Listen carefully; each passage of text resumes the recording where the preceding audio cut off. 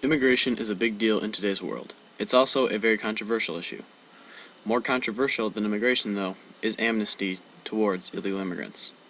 Amnesty to illegal immigrants simply means giving them full citizenship to the United States.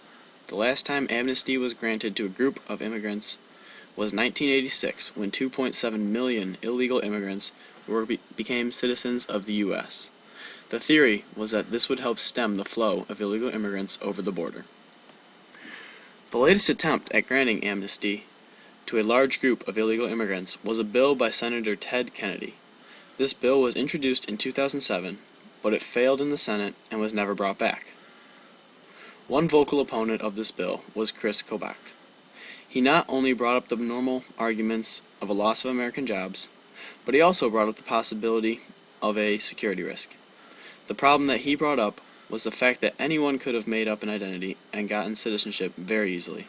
He argued that this was a viable course that terrorists could have taken. Most other opponents of amnesty bring up more common issues, such as the loss of jobs. With the high unemployment rate, this is an especially effective strategy.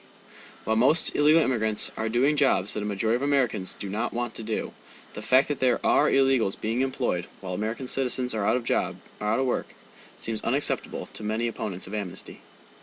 Proponents of amnesty say that it is morally right to allow these immigrants to be full citizens of the U.S.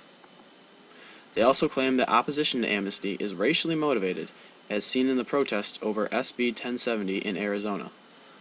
However, there is a middle option, and that is immigration reform.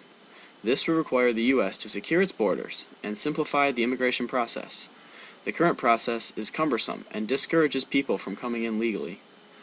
Between the polars of this issue, amnesty and isolationism, there is a solution, and it's not either one of the poles. It lies in the middle, with immigration reform and a more secure border.